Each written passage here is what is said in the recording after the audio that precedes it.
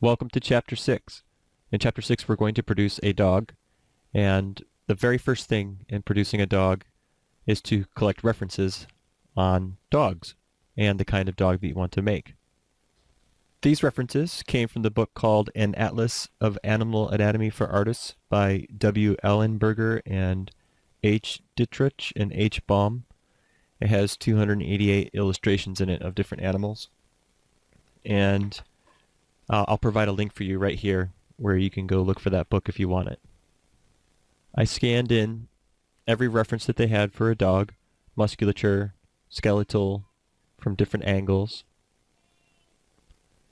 And our job is to take our time and reconstruct these images in Photoshop as usable references that we can use in Maya or ZBrush or some other program to help save us a lot of time when we're going through the topology analysis of creating this animal. Understand something very, very simple about this kind of modeling. It is different. It is very different in process versus everything that we've done up to this point. And understand that in this chapter I intend to introduce this process, not make you a master of this process. So this is simply introducing you to how would we go about making an organic character. And I choose animals in this early assignment because we human beings too quickly identify what other human beings look like. And too often novice modelers jump right in and model humans, and what you end up finding is that they're struggling and they're frustrated, and they may ultimately give up on the task. Whereas if you start with animals, we humans tend to not easily dislike the creation of an animal, even if it doesn't look exactly like the animal being rendered. We recognize it as a dog. It doesn't have to look exactly like this photograph or this illustration that we see in front of us. Also understand another point. This work here to bring these images into the computer, that took a little while. That took an hour, moving in and out of doing other things. So understand that I just stripped out a chunk of work for you. So try not to be too, try to appreciate that a chunk of work is being stripped out of this for you that you would otherwise have to do. So if you choose to use these images, I'm getting you closer to the problem solved. But if you want to make your own creature, if you choose to make some other animal, and I hope that you do, you'll have to go through that process of finding the reference, finding good reference, and then go through the next step, which is to prepare that reference properly for use in 3D modeling. I intend to keep this brief. If you need even more information on the preparation of reference and collection of reference, then I suggest you look into character modeling, which you can find on my website. So here's the strategy. I want to choose a constant number, if you will, or a constant image that I can then match all of these slight variations against. I'm going to choose the dog's side view. It's very striking. The silhouette is very recognizable, and I want to use this as the common go-to point when I match the front face to the side of the face. So what I'm going to do is manipulate the shape, even cut in half the head and mirror the face, but keep all of that matched to this view. So this is the one image I'm not going to change. It's my constant. Additionally, I'm going to use the eyeball on the side view as a kind of origin point for everything else to match from. So the first thing I'm going to do is to try and find the corner of the eye and the center of the ball, and even draw a little circle in there so I can see where the ball is, so that I'm not guessing where it is when I actually get to the modeling phase. Then everything else is going to be matched out from the eye, towards the nose, top of the head, top of the ear, bottom of the jowl, down to the elbow, down to the bottom of the paws, and the tip of the tail. Alright, let's bring the side view into Photoshop, and then let's bring the front view with fur into Photoshop as well. Copy all of the front side with fur, Control A to select it, Control C to copy it. Go to the dog side view, Control-Shift-V, paste it in there. Then let's open up the canvas. Go to Image, Canvas Size, change this to pixels, and just use this same number. Just copy and paste that number in there so we have a square image. Go ahead and slide the side view, the front view out of the way for the moment. Just tuck it over to the side there. And might as well name things. So double click background, hit OK. Give this a name. Alright, first thing you want to do is pull out a number of leveling lines for the dog's head. So hit Control R so that you can see your rulers. I have this changed to percentages currently, but no particular reason. I just generally do that. Go ahead and click and drag to pull out a guide and zoom in on the head. Find one for the top of the head, the corner of the eye. That's our big one. That's where we're going to be looking for the center of the eyeball. Top of the nose, bottom of the jowl, and then top of the ear. Next, pull one vertical to be center of eye. And now let's try and find the center of the eye. So here's how I do it without getting into mathematics or looking into medical documents. What I'm going to do is choose the oval shape tool, hold shift and draw a circle. And let's change the point size to 1. Alright, now just tap V and it should snap automatically as long as you have snapping turned on. Where'd that go? Snapping to guides. As long as that's turned on, go ahead and snap that circle. So what we want to do is find the crosshair where you can see this is the outer circumference of the eyeball right here. That's where we can see the highlight in the dog's eye. So we want to move this until our purple line is just on that highlight right there. So that's right about where we need to be. So we want this ball. We want this circle to be about the size of that ball. So that's probably too big of a ball on the inside of the eye. It might be. Well, maybe it's not. Maybe it's not too bad. It seems to. If I could describe the size of that ball, that might be close.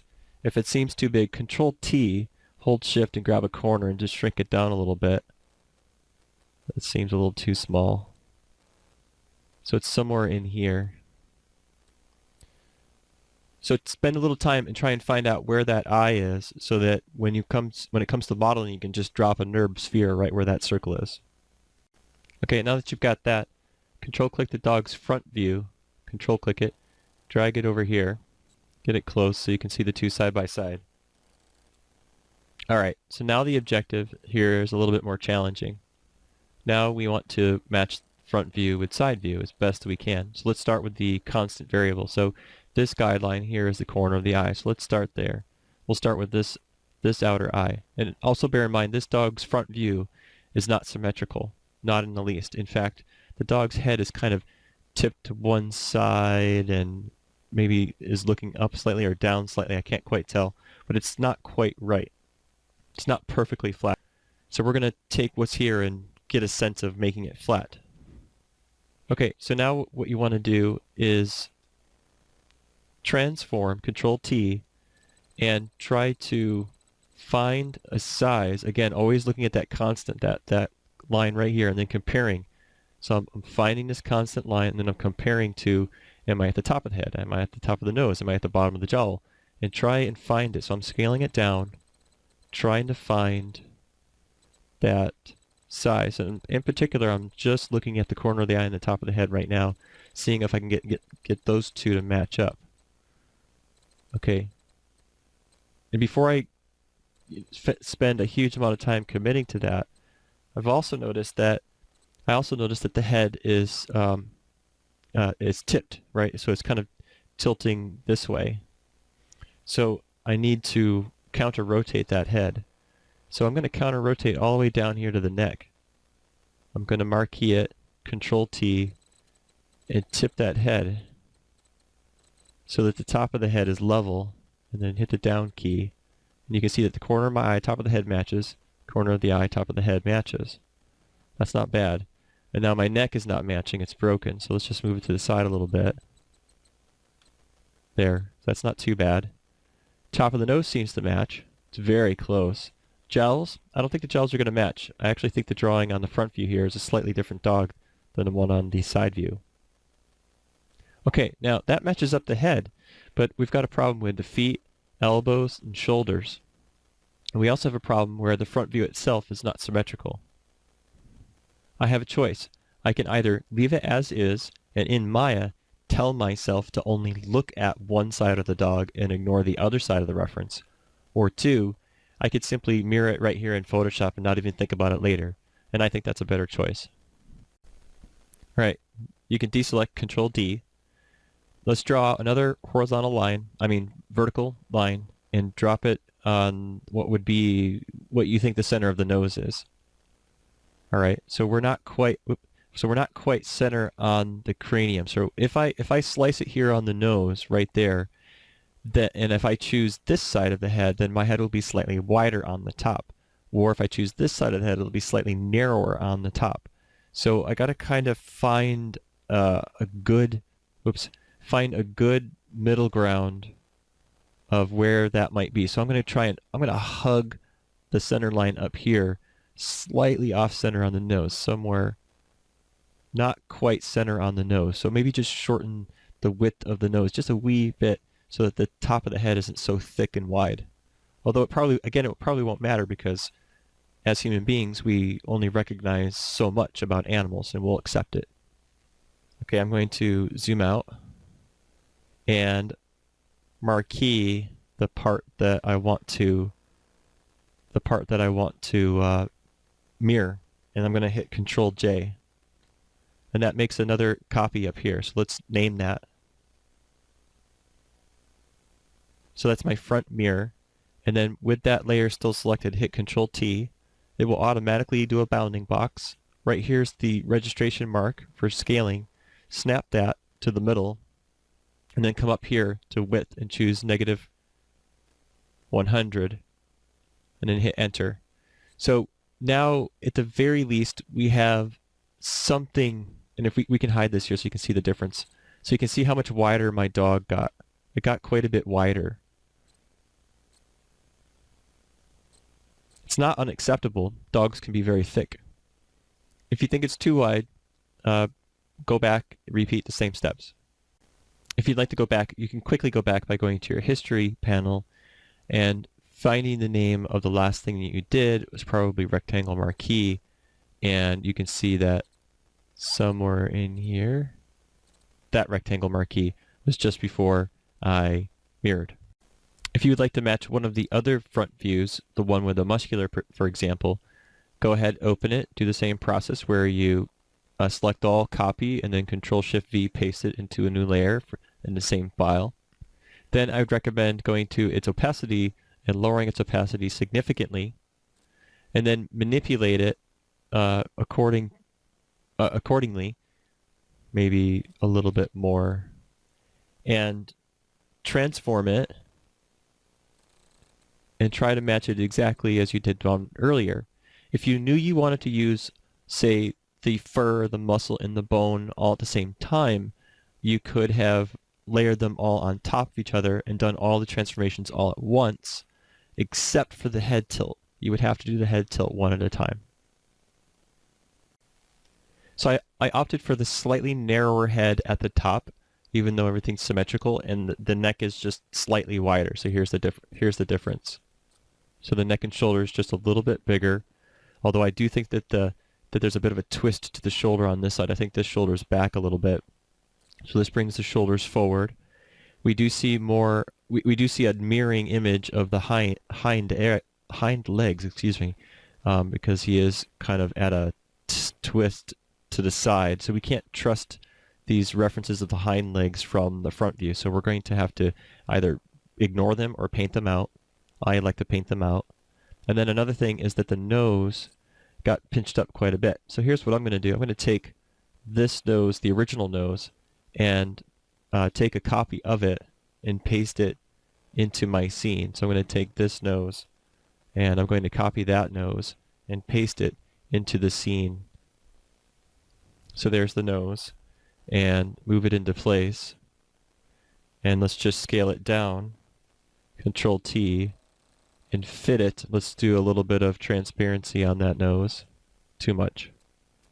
So that we can see it and place it back in there.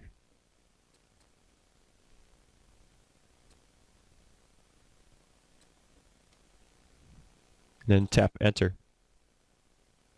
And you could get your eraser if you wish to and just do a little bit of light opacity and just blend that in on the corners there. There you go. Fast plastic surgery. Alright, I took the time to organize and name layers. I made groups, so I just selected layers that were all in the front view, and I hit Control G to make a group.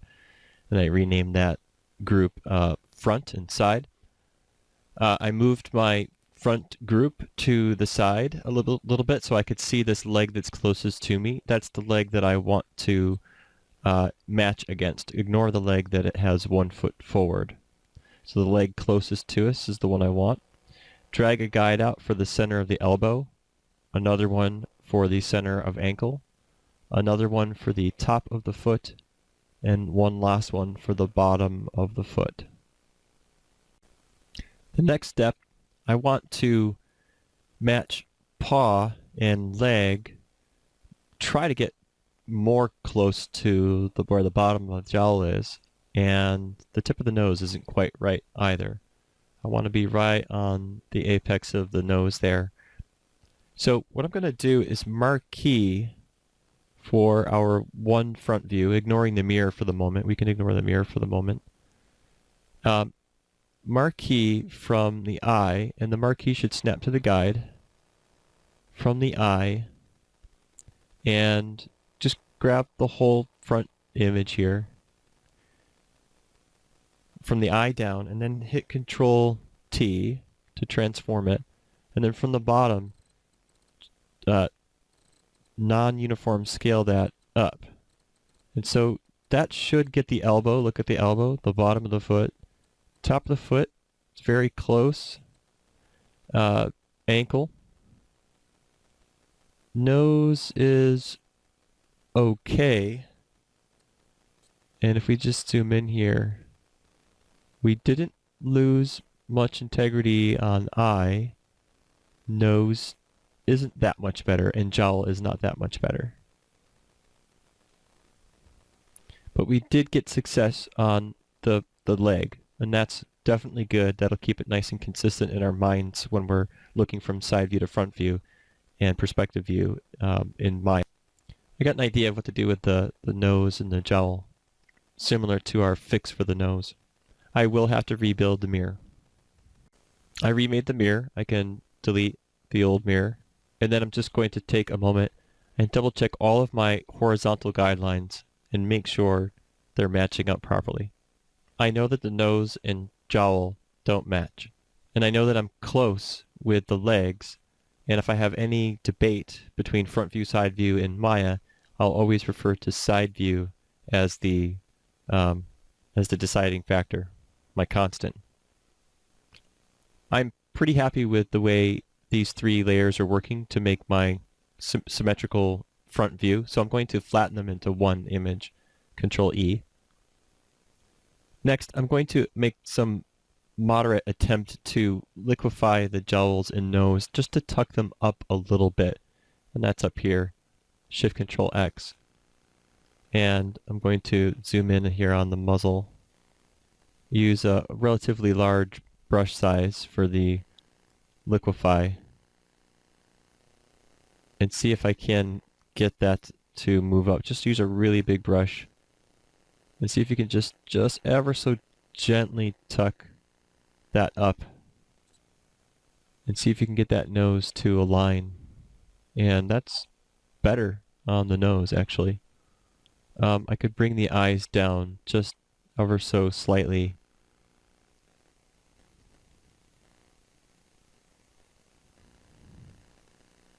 Use a smaller brush size. And just a couple of liquefies, just some very light touches, and I can kind of get that jowl and the nose to get close.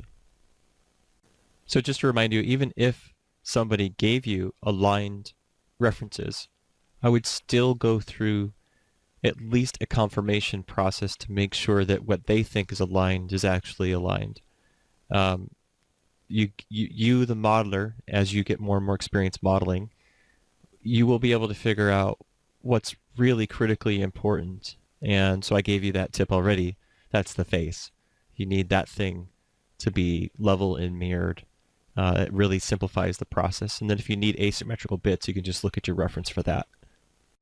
Okay, let's get this front view of the dog moved to the side a bit and open up our canvas. So let's go to canvas size. Let's mark the left center anchor, and let's just make the width 200%.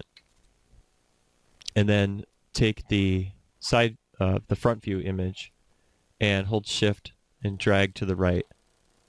So that should keep everything level until we can just see the tip of the tail on the side view of the dog. Next, pull out a guideline horizontal for the highest point of the dog's rear end that we might see if we looked at the dog from the back. Also, pull out guidelines for its rear knee, or ankle, I guess in this case, this extended ankle.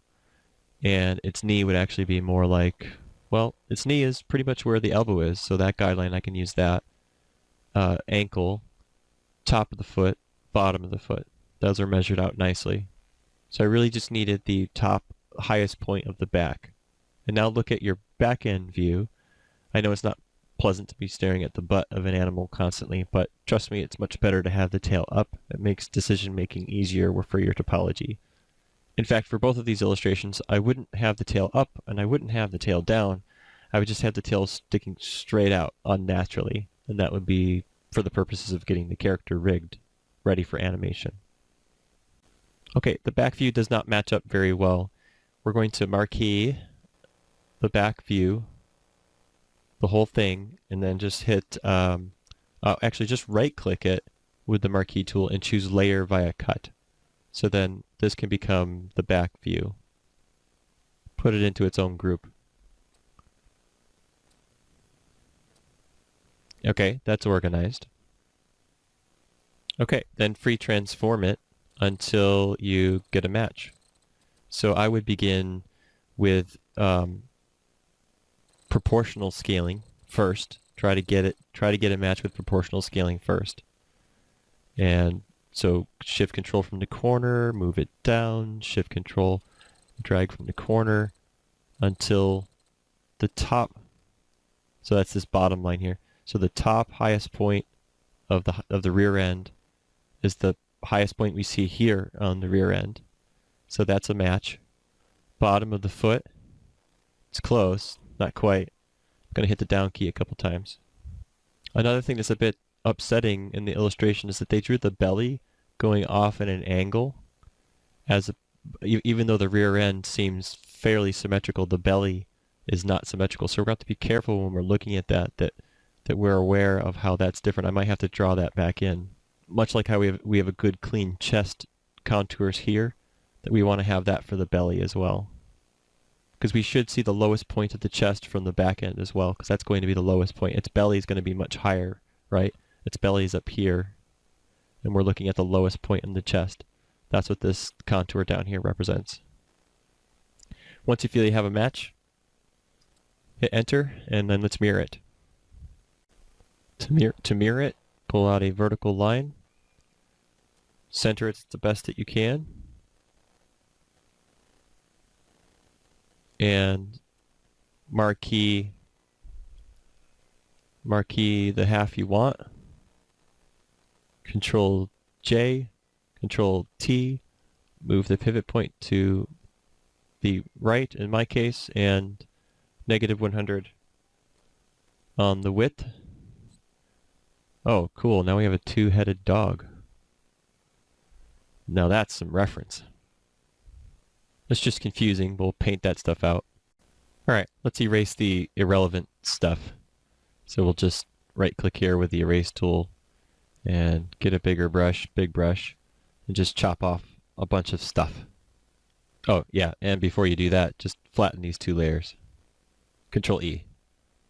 And then go through and erase it out. Like I said, don't worry about the tail. We'll use reference. We'll use reference for the tail. Different reference. And it's just going to stick straight out anyway. And then we'll pose it later.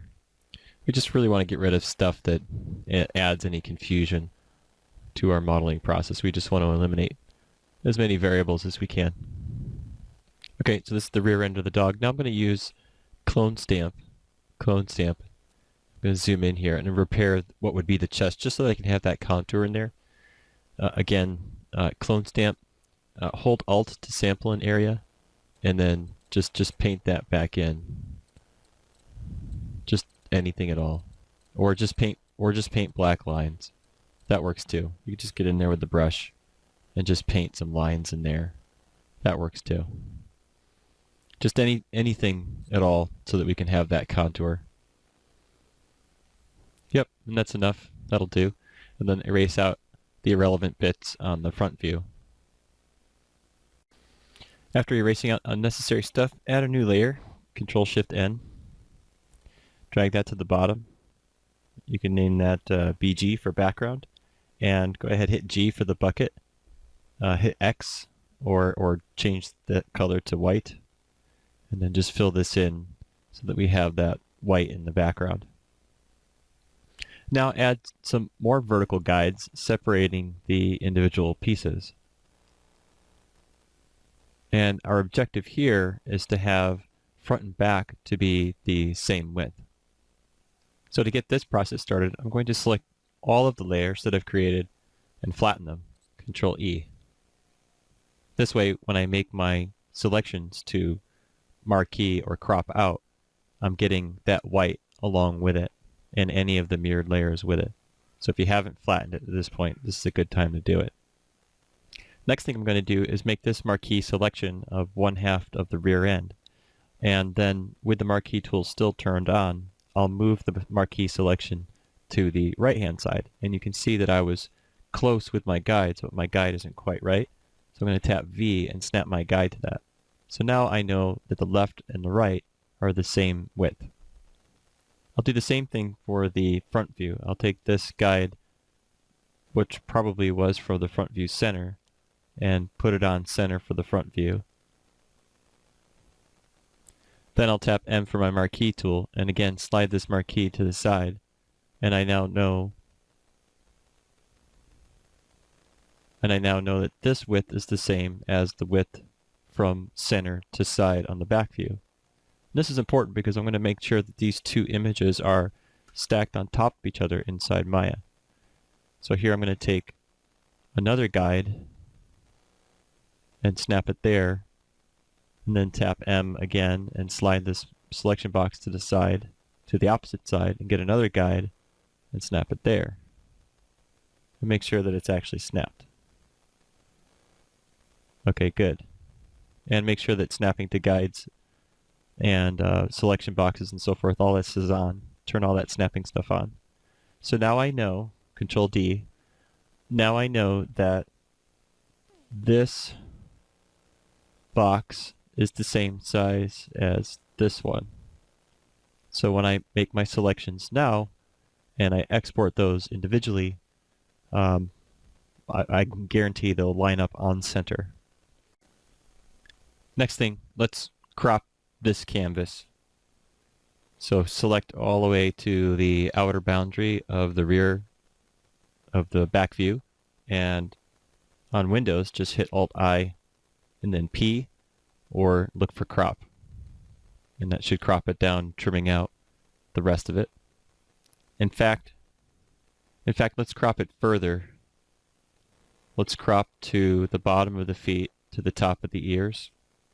Again, Alt-I, P to crop it. Next step, marquee the side view of the dog. Come up here to Image and choose Duplicate. Go with the default name. Oh, sorry. Marquee the dog once again, side view. Make sure you get the whole thing. And Alt-I-P to crop it. save this out as your side view reference. And go ahead and save it as a PNG and side view. I'm going to put it in my Chapter 6 folder of Source Images folder. Go ahead and close that. You don't have to save it. Go to Duplicate Image again. And you might as well do that again. We have 2 more to make. Same process, marquee the front view, Alt-IP, and then save it as a PNG, front view. And then finally, same process on the back view. And for those of you who have acquired the project directory, you can skip this part and go straight to having these references as they've been created for you. Go ahead and close those files. We don't need them. Make sure your main file is saved so that we can come back to it if we need to, make changes if we need to. The remaining scanned references will be, I will use as just visual reference that I'll have on my second monitor. And I'll just have this stuff sitting on my second monitor and I'll look at it while I'm modeling the dog. And for what's actually going into Maya, we'll use these nice flat symmetrical images we've created. Next step, let's import the references. Let's start with the side view.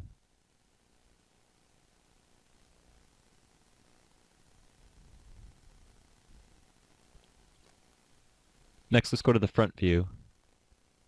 Tap the spacebar to expand it and import the front view image.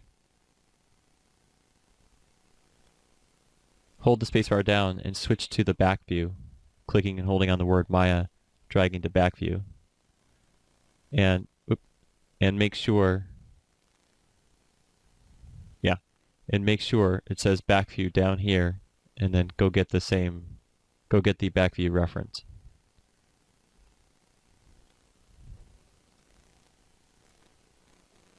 Okay, so right now those 2 references are stacked right on top of each other. Well, I guess not. I guess one of them is just really, really far away. So we want to move that back view reference to be quite a bit closer. Yeah, I didn't even consider this too. I really lucked out that my side view was looking towards the left in Photoshop. And that's exactly the direction it needs to be. So we want it looking down positive Z axis. So cool. Animals should be looking towards the left in Photoshop. Okay, let's first of all do the same stuff that we've done with the references in the past. So in the attribute editor, make sure it's set to looking through camera. So I really only want to see the side view in this view. Reduce the gain. And we want to put it on the ground, but we're going to put them on the ground all at once. So let's select the back view image. Again, looking through camera only. And then switch to the front view. Front view, select that reference. Looking through camera only and drop the gain on that one. So you can switch between front and back with the hotbox. Open the outliner, number 8. Select your references. Group your references. And then name the group. And put the group on a layer. Actually, correction. Name each image plane and the group and put the individual image planes on layers. Okay, they're named, and select those 3. Use my tool under Layout, the Make New Layers tool, so that each one has its own layer. That way we can hide them individually. Great. So select the group, and from the side view, for example, translate that group until the paws are on the ground. And it should be the very bottom of the image, so that looks good. Hold down the D key and move the pivot point, holding X. Move the pivot point on the Y-axis for this group so that it snaps to the origin. Zoom in a wee bit and just drop those paws just ever so slightly below the ground so that we get a nice firm clipping connection between the paw and the ground. At this point, I don't have any particular place on the Z-axis I want the dog. Usually, the side view at this point, it doesn't really matter if the dog is positive X or I'm sorry, positive Z or negative Z. It can just be right here. And we've already done the hard work on the front view to make sure that the dog is centered, and we can confirm that the dog is on center by looking at that mirrored little bits of the drawing there, and we can see it's on center. The nose will be a little bit off center because we did that custom change to the nose. And then check the back view, and everything should be on center. Now we you might want to do a couple of things here, depending on how user-friendly you want to make this. You could reduce the alpha gain on the reference. That's a possibility. You could change its position, in this case, on the z-axis. You could make it a positive value. Should be positive value. Nah, forget that. I don't know why that's happening. I basically just want to move the image so that the grid is on top of the image. So here for the front view, I give the front view reference just a little bit of negative movement so that on the z-axis, so that the grid is on top of the dog. And then for the back view, I'm giving the back view a positive value until I see the grid on top of the back view. And same thing for the right-hand view, a negative value on the x-axis so I can see the grid on top. There. And then we can hide this. Good. And this is a camera or an image plane. Yeah, that's the camera. That's the back view camera. You can go into your outliner and hide those cameras. Control H. Great. So from the flat views, we should see our references. From the perspective view, we will see our model, our polygon model. The last thing I'd like to do is make sure that the dog is to scale. So selecting the group, let's scale it much larger. I'm going to make sure that my dog is 75 centimeters tall. Next, let's set up Maya so that it's a two-view up, and we can switch the left-hand panel to the front view, turn off the grid, and I have my heads-up displays turned on. I don't think I need this. I don't think I need the object details. Let's turn on backface culling for the viewport. Let's turn on backface culling for both viewports, and let's turn on wireframe unshaded for both viewports. Same thing, let's switch the right-hand view to be the side view. Same thing, backface culling, wireframe unshaded, turning the grid off. Turning the grid off. Save your scene. Turn the modeling toolkit on so that we have that available. And let's get a little bit more real estate so we can focus on what we're doing. Come up here to UI elements, tear that menu off. You don't need the time slider, range slider, command line, and you also don't need the shelf tab, so you can turn that option off too, so you can get a little bit more room.